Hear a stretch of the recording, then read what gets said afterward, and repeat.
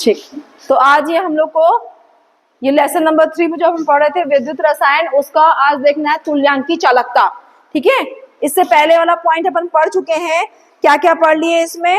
ओम का नियम पढ़ लिए, प्रतिरोध किसे कहते हैं वो हमने पढ़ लिया, और नेक्स्ट हमने क्या पढ़ा? चालकता, विशेष चालकता, ये भी पढ़ लिया। पढ़े हो घर में? नहीं आया था वाला नहीं पढ़ना है उसको। ठीक है, जो नहीं आ रहे हैं ना वो ऐसे ऐसे काम नहीं चलेगा, तो एग्जाम में सबको जाना पड़ेगा, बात मत करो।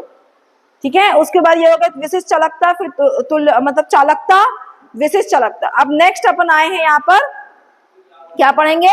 तुल्यांकी चालकता। अब यहाँ पर देखेंगे चालकता की बात की, मतलब यहाँ पर क्या है, अपन स्पेशली पढ़ रहे हैं कि यहाँ पर तुल्यांकी चालकता की परिभाषा देखेंगे। तो किसी विलयन की तुल्यांकी चालकता क्या होती है ये बताएंगे आपको परिभाषा में, कि तुल्यांकी चालकता उन सब आयनों की चालकता है जो 1 ग्राम तुल्यांक विद्युत अपघट्य को VmL में विलय करने से उत्पन्न होता है। मतलब यहाँ पर परिभाषा में आपको ये बताया गया है बेटा कि यदि कोई विद्युत अपघट्य पदार्थ है और उसको VmL, उस टोटल विलयन का जो मात्रा है, विलयन की मात्रा कितनी है? VmL। V का मतलब आयतन होता है। अब आयतन में अमाउंट बताया जाएगा आपको, लेकिन अभी आपको परिभाषा बताओगे तो परिभाषा में आपको बताना होगा कि जो टोटल विलयन है VmL है, और उसमें जितना विलेय पदार्थ के रूप में क्या है यहाँ पर? विद्युत अपघट्य पदार्थ है। तो यहाँ पर विलेय पदार्थ के रूप में जो विद्युत अपघट्य पदार्थ है या अपघट्य, क्या बोल रहे हो बेटा? विद्युत अपघट्य पदार्थ क्या है बोल रहे हो क्या? हाँ, जैसे NaCl या नमक जो होता है उसको जल में घोलने पर क्या होता है? उसका अपघटन हो जाता है। वैसे ही अगर विद्युत अपघट्य पदार्थ है, उसकी कितनी मात्रा है? 1 ग्राम तुल्यांक। परिभाषा में दिया है ना, क्या परिभाषा में बताया गया है कि यहाँ पर आप देखेंगे किसी विलयन की तुल्यांकी चालकता उन समस्त आयनों की चालकता है जो 1 ग्राम तुल्यांक विद्युत अपघट्य पदार्थ को VmL में विलय करने से उत्पन्न होती है। मतलब आपको ये समझना है बेटा कि जो NaCl जो विद्युत अपघट्य के रूप में हमने एग्जाम्पल लिया, आपको NaCl नहीं लेना है। मैं बता रही हूँ कि कोई भी विद्युत अपघट्य जो होता है ना, विद्युत अपघट्य जो पदार्थ होता है, जब उसको अपन जल में घोलते हैं तो उसका अपघटन हो जाता है और वो अपने धन आयन और ऋण आयन में क्या होता है? वो टूट जाता है। समझ में आई बात? तो विद्युत अपघट्य पदार्थ, इसकी कितनी मात्रा लेना है? 1 ग्राम तुल्यांक। और 1 ग्राम तुल्यांक जो विद्युत अपघट्य की मात्रा है, उसको जब जल में घोलोगे तो वो अपने धन और ऋण आयन में टूटेगा। तो चालकता किसके कारण होती है? विद्युत अपघट्य की चालकता क्यों होती है? क्या कारण है चालकता का पीछे? इलेक्ट्रॉन। अब यहाँ पर बेटा इलेक्ट्रॉन है क्या? कौन गति करेगा यहाँ पर? आयंस गति करेंगे। जब धातु की बात करेंगे तो वहां पर इलेक्ट्रॉन का मूवमेंट होता है। ठीक है, और यहाँ पर जब विद्युत अपघट्य की बात करेंगे तो किसकी गति होगी? आयंस की। और इसी की गति के कारण क्या होगा? चालकता होगी। तो जितना ज्यादा आयंस का निर्माण होगा, ध्यान से समझिए, बहुत सिंपल सी बात है कि विद्युत अपघट्य पदार्थ को जब हम इस VmL, मतलब विद्युत अपघट्य की मात्रा कितनी है? 1 ग्राम तुल्यांक। जब 1 ग्राम तुल्यांक विद्युत अपघट्य पदार्थ को क्या करोगे? VmL जब जल में घोलेंगे तो क्या होगा? ये अपने आयंस में टूट जाएगा। और इन समस्त आयनों की जो चालकता होती है उसी को बोलते हैं तुल्यांकी चालकता। कि ये क्योंकि चालकता जो विद्युत अपघट्य की चालकता आयंस की गति के कारण ही होती है। तो ये जितने आयंस बनेंगे, धन और ऋण, सब गति करेंगे, सब मूवमेंट करेंगे, और उनकी गति के कारण टोटल जो आयन बने हैं उनकी टोटल गति के कारण, कुल गति के कारण जो चालकता होगी उसी को बोलेंगे तुल्यांकी चालकता। समझ में आई परिभाषा? ठीक है, क्योंकि क्या है, अभी ये जो टॉपिक पढ़ रहे हैं बेटा उसमें सब में परिभाषा है। तुल्यांकी चालकता सबका अलग अलग होता है, अलग अलग पदार्थों का अलग अलग होता है। अपन प्रैक्टिकल लैब में देखेंगे, वहां भी कैलकुलेट करेंगे। ठीक है, निकालेंगे कि तुल्यांकी चालकता कितना है। तो यहाँ पर अभी आपको परिभाषा और फॉर्मूला 2 चीजें देखनी है। तो परिभाषा समझ में आई? आ गई परिभाषा समझ में? तुल्यांकी चालकता की परिभाषा समझ में आ गई। आपको यहाँ पर सिर्फ दो ही चीज करना है, एक तो परिभाषा और दूसरा उसका फॉर्मूला। तो अभी मैंने आपको परिभाषा बताई तुल्यांकी चालकता की, और तुल्यांकी चालकता को बेटा लैम्डा इक्विवेलेंट, इक्विवेलेंट माने इक्विवेलेंट वेट या यहाँ पर EQ है ना, तो लैम्डा EQ से अपन किसको प्रदर्शित करते हैं, तुल्यांकी चालकता। समझ में आया, याद रहेगा। तो एक बार परिभाषा रिपीट कर रही हूँ, तुल्यांकी चालकता की बात मत करिए आपस में। किसी विलयन की तुल्यांकी चालकता क्या है, उन समस्त या उन सब आयनों की चालकता है जो 1 ग्राम तुल्यांक विद्युत अपघट्य को VmL में विलय करने से उत्पन्न होती है। इस सेंटेंस को आप अपने अनुसार रीअरेंज भी कर सकते हो, बस आपको समझना है कि कितना विद्युत अपघट्य पदार्थ को कितने जल में घोले हैं, और सब आयन्स की जो चालकता होती है वो कुल मिला के चालकता, उसकी कुल चालकता को तुल्यांकी चालकता बोलते हैं। क्लियर है, ये हो गया। अब उसको EQ से प्रदर्शित करते हैं। यहाँ पर एक और आपका नेक्स्ट में फॉर्मूला, विशिष्ट चालकता और तुल्यांकी चालकता में संबंध का एक फॉर्मूला आपको नेक्स्ट में करना है। मैंने पहले परिभाषा देख ली है, उसके बाद किसमें ये K क्या है बेटा, कप्पा क्या है, कप्पा क्या है, कल ही पढ़े हैं अपन, क्या है, विशिष्ट चालकता। विशिष्ट चालकता को अपन क्या बोलते हैं, कप्पा। ठीक है, इसको कल अपन पढ़े हैं। तो अभी जो है नेक्स्ट में अपन को देखना विशिष्ट चालकता और तुल्यांकी चालकता, ये जो अभी पढ़ रहे हैं, इन दोनों के बीच रिलेशन, ये सब आपको ना न्यूमेरिकल जब सवाल आएंगे तो उसमें काम आएगा फॉर्मूला। ठीक है, तो अभी अपन थ्योरी पोर्शन पढ़ रहे हैं, जब सवाल आएगा तब आपको इस फॉर्मूले की जरूरत पड़ेगी। तो विशिष्ट चालकता और तुल्यांकी चालकता में जो संबंध है, तो यहाँ पर दिया हुआ है दोनों के बीच संबंध, लैम्डा इक्विवेलेंट इक्वल्स टू क्या दिया हुआ इसमें, कप्पा इंटू V। तो ये जो दिया हुआ बेटा, इसको आप फॉर्मूले के जो फॉर्म में दिया हुआ उसको आप परिभाषा के फॉर्म में कन्वर्ट कर सकते हैं। ठीक है, मतलब ये इक्विवेलेंट वेट जो है या तुल्यांकी जो चालकता है वो जो है वो किसके गुणनफल के समानुपाती, किसके गुणनफल के बराबर है, इसका विशिष्ट चालकता और V मतलब आयतन, इन दोनों के गुणनफल को ही हम क्या बोलते हैं, तुल्यांकी चालकता। ये क्या है, इनके बीच रिलेशन वाला फॉर्मूला है। समझ में आ रहा है। तो जब आप न्यूमेरिकल सॉल्व करेंगे, क्योंकि इससे न्यूमेरिकल्स भी आते हैं, तो यहाँ पर आपको बताना पड़ेगा कि दोनों के बीच क्या रिलेशन है। तो ये रिलेशन वाला फॉर्मूला कभी कभी पूछता है, तो आप बताएंगे किसी विद्युत अपघट्य के विलयन की जो तुल्यांकी चालकता है वो क्या है, विशिष्ट चालकता मतलब कप्पा, और V मतलब उसके आयतन के गुणनफल के बराबर होता है।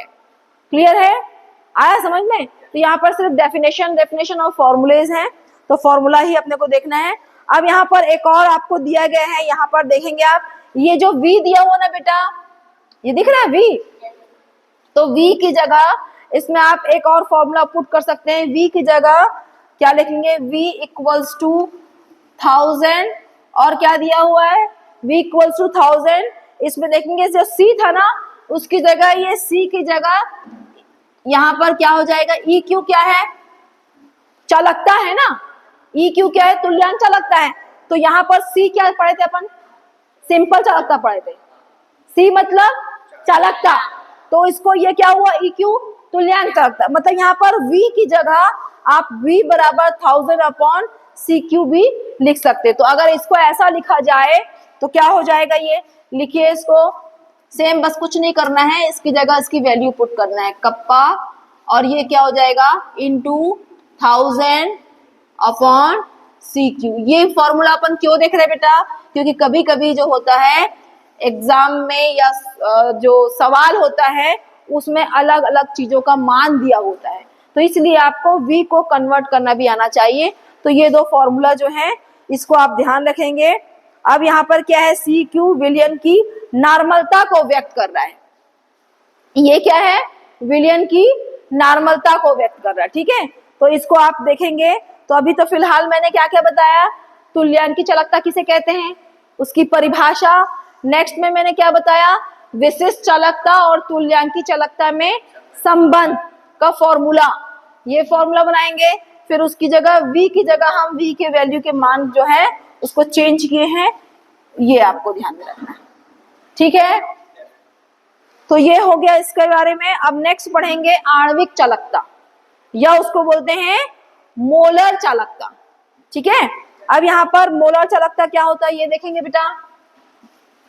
देखो ये चैप्टर थोड़ा सा जो है ना ज्यादा ध्यान देने वाला है, ज्यादा ध्यान दोगे तो समझ में आएगा, नहीं तो आपको सब समान लगेगा। सब समान मतलब सब में परिभाषा और फॉर्मूला है और कुछ तो है नहीं है, तो इसलिए थोड़ा सा आपको ऐसा लगेगा, बोर फील होगा। बोर कब फील होगा? नहीं, बोर कब फील होगा? जब ध्यान नहीं दोगे, जब समझ में नहीं आएगा तभी तो बोर लगेगा ना। जब समझ में नहीं आएगा तभी बोर लगेगा। तो इसलिए आपको यहाँ पर एक एक लाइन, दो दो लाइन की परिभाषा और एक फॉर्मूला है, तो इसको पढ़ते चलना है तभी आएगा। अच्छा, अब नेक्स्ट आते हैं मोलर चालकता या आणविक चालकता, ठीक है। तो ये एग्जाम में पूछता है ना, मोलर चालकता किसको बोलते हैं, परिभाषित कीजिए फॉर्मूला। और कभी कभी क्या होता है, सवाल आ जाते हैं और सवाल आपको मालूम नहीं रहते हैं, सॉल्व कैसे करना है वो भी नहीं मालूम रहता है। इन केस ऐसा हुआ एग्जाम में तो एटलीस्ट आपको फॉर्मूला मालूम रहेगा, तो फॉर्मूला आप लिख सकते हो, मान को कैलकुलेट कर सकते हो, थोड़ा बहुत आया समझ में। तो कभी कभी ऐसा होता है कि सवाल बना के जा रहे हैं, अपने को सवाल नहीं मालूम, तो ब्लैंक नहीं छोड़ के आना है। बोर्ड एग्जामिनेशन है, ब्लैंक कुछ भी नहीं छोड़ना है, आया समझ में। बोर्ड में आप क्वेश्चन पढ़िए, हर क्वेश्चन को अटेम्प्ट करिए। अटेम्प्ट मतलब उसका आंसर कुछ ना कुछ लिख के आइए। अगर आपको नहीं आ रहा है उसका आंसर, तो फॉर्मूला आ रहा है उसको लिख दीजिए। आपको किसी की परिभाषा आ रही है, जो क्वेश्चन में दिया उसमें से किसी शब्द की परिभाषा आ रही है, उसको लिख दीजिए। ये नहीं कि पिक्चर की स्टोरी लिख के आ जाए, ऐसा वाला नहीं ना। अटेम्प्ट करना मतलब उस क्वेश्चन में जो शब्द दिया है उससे रिलेटेड वर्ड को, आप टॉपिक से रिलेटेड वर्ड को लिख के आना है। कोशिश करें पूरा पढ़ के जाए, और जो मैं पढ़ा रही हूँ उसमें से ही आपके एग्जाम में आएगा। लेकिन फिर भी मैं बता दे रही हूँ कि अगर ऐसी सिचुएशन आई कि उस क्वेश्चन का आंसर याद ही नहीं आ रहा है, तो उस क्वेश्चन में जो शब्द दिए हैं उसमें से यदि किसी का मीनिंग, फॉर्मूला, डायग्राम जो आता है वो आप लिख के आइए। अटेम्प्ट करिए, मतलब जितने क्वेश्चन है सारे को अटेम्प्ट करना, ब्लैंक नहीं छोड़ के आना, ठीक है। क्योंकि ब्लैंक में कोई नंबर दे नहीं पाएगा आपको, तो आपको रिलेटेड बात को लिख के आना है। चलिए, मोलर चालकता की बात कर रहे हैं, जिसका एक और नाम है आणविक चालकता, ठीक है। मोलर चालकता क्या बोलते हैं बेटा? आणविक चालकता। अब ये क्या होती है इसकी परिभाषा देख लेते हैं। किसी विलयन की आणविक चालकता उन समस्त आयनों की चालकता है जो 1 ग्राम मोल। अब क्या अंतर आया इसमें? इसमें क्या है, 1 ग्राम जो मोल बोल रहा है ना, ये क्या है बेटा बताइए, ये क्या है? 1 ग्राम मोल क्या चीज है? ये विलेय पदार्थ की मात्रा है ना, ये क्या है? विलेय पदार्थ की मात्रा है। तो यहाँ पर ये बोल रहा है कि यदि किसी विलयन की आणविक चालकता उन समस्त आयनों की चालकता है जो 1 ग्राम मोल विद्युत अपघट्य को VmL में विलय करने से प्राप्त होगी। मतलब कुल मिला के सारी स्टोरी पुरानी वाली है। पुरानी वाली मतलब जब हम क्या पढ़े थे, जब हम तुल्यांकी चालकता पढ़ रहे थे, तो वहां पर परिभाषा क्या था, वो भी समस्त आयनों की कुल चालकता था, ये भी समस्त आयनों की कुल चालकता है। माने यहाँ पर सिर्फ अंतर इस बात का हुआ कि जो विद्युत अपघट्य पदार्थ ले रहे हैं, जिसको VmL जल में घोलने पर वो आयंस में टूट रहा था, तो यहाँ पर वो पदार्थ जो है विलेय पदार्थ या विद्युत अपघट्य जो पदार्थ है, जो कि जल में घोलने पर आयंस में टूट रहा था, उसकी मात्रा को बस हम चेंज किए हैं। उसको किस में नापेंगे? 1 ग्राम मोल। कहानी पूरी वही है। वहां 1 ग्राम तुल्यांक बोल रहे थे, तुल्यांक की चालकता में 1 ग्राम तुल्यांक क्या बोलते वहां पर, वही लिया था ना, क्या लिए थे? 1 ग्राम तुल्यांक। तो यहाँ पर मोल ले रहे हैं, वहां पर तुल्यांक लिए। तो याद रखना, तुल्यांक की चालकता में 1 ग्राम तुल्यांक और मोलर चालकता में 1 ग्राम मोल। और मोल यहां से भी याद कर सकते हो और इजी हो जाएगा। जहां मोल लिखा है उसको मोल में ही नापना है, जहां तुल्यांक की चालकता तुल्यांक लिखा था वहां पर तुल्यांक ही लिखना है, और आसान। समझ में आ रहा है? तो एक बार परिभाषा को अच्छे से पढ़ोगे, समझोगे, तो आप भूलने के चांसेस 0।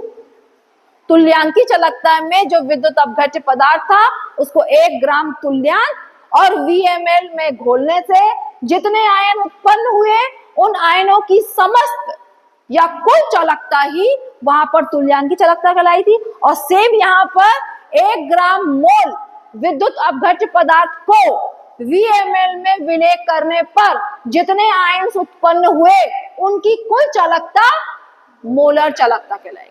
क्लियर है? ठीक है ना। तो ये हो गया आपका आगे यहाँ पर मोलर चालकता, इसी को बोलते हैं। आणविक चालकता भी इसी को बोलते हैं। ऐसा नहीं कि एग्जाम में आणविक चालकता बोले तो आप कंफ्यूज हो कि मैडम सिर्फ मोलर पढ़ाया था, आणविक नहीं पढ़ाया था। तो आपको दोनों नाम याद रहने चाहिए। ठीक है।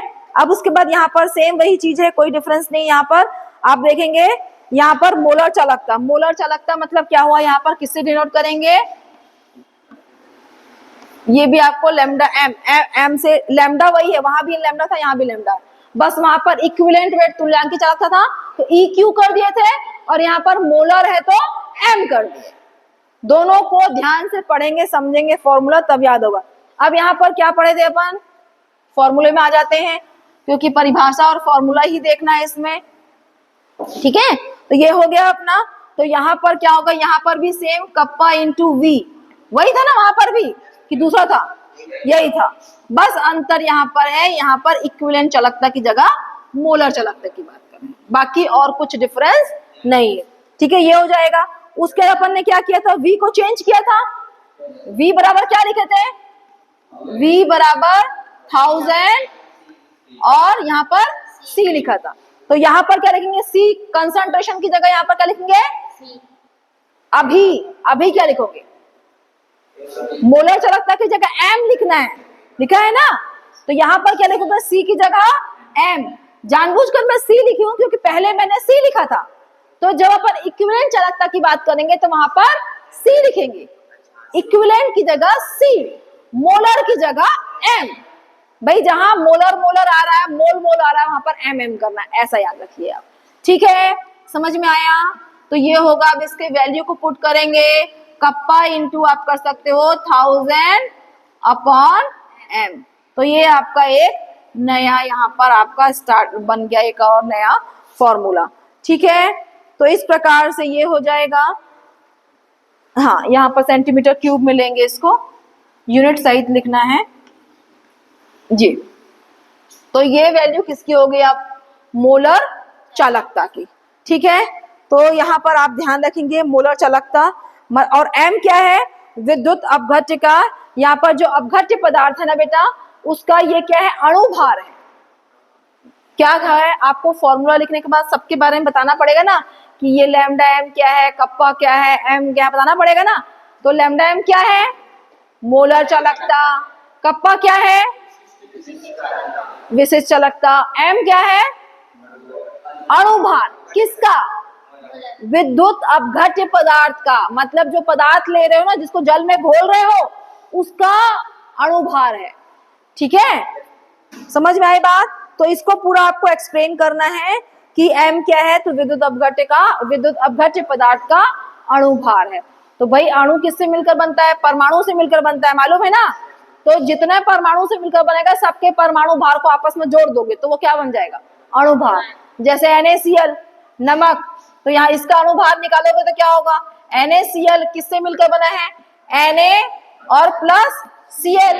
तो Na का अणुभार और Cl का अणुभार, दोनों का अणुभार को जोड़ दोगे, दोनों का परमाणु को भार जोड़ दोगे, दोनों के परमाणु भार को जोड़ देंगे तो कुल मिला के जो बनेगा वो क्या होगा, अणुभार बन जाएगा।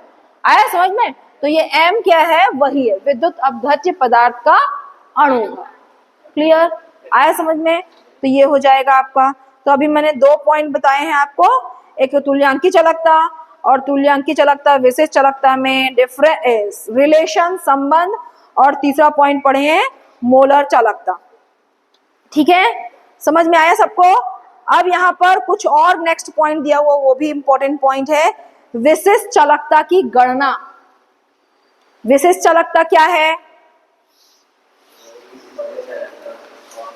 विशिष्ट चालकता क्या है, पढ़ो एक बार परिभाषा, क्योंकि क्या है बेटा, इतना सारा है ना, और आपको तो मालूम है छुट्टी, तीज, त्योहार इतने पढ़ते हैं। अगर मैं एक एक छोटा छोटा टॉपिक क्लास में पढ़ाऊंगी ना तो आपका सिलेबस कंप्लीट नहीं होगा। एटलीस्ट एक एक बार मैं पढ़ा दूं तो आप घर में इसको पढ़ सकते हो दोबारा, ठीक है। तो इसलिए थोड़ा सा अपने को फास्ट पढ़ना पड़ेगा और थकना नहीं है, क्योंकि मैं पढ़ाते वक्त यदि नहीं थक रही हूं तो आप तो और ज्यादा एनर्जेटिक हो मेरे से, है ना, तो इसलिए आपको नहीं थकना है। ओके, ये फील भी नहीं करना कि थक रहे हैं, जब तक मैं नहीं थकूंगी आपको क्या नहीं दिया है, नहीं है ना बेटा। विशेष चालकता की गणना, इसमें सेल स्थिरांक के बारे में दिया हुआ है, इसको ऑलरेडी पढ़े हैं अपन, किसको पढ़ के आएंगे आप नेक्स्ट क्लास में, इसको पढ़ के आएंगे नेक्स्ट क्लास में, ठीक है। क्या पढ़ना है, विशेष चालकता की गणना आप नेक्स्ट क्लास में इसको पढ़ के आएंगे। तो आज के लिए इतना ही रखते हैं और नेक्स्ट क्लास में, धन्यवाद। थक गए।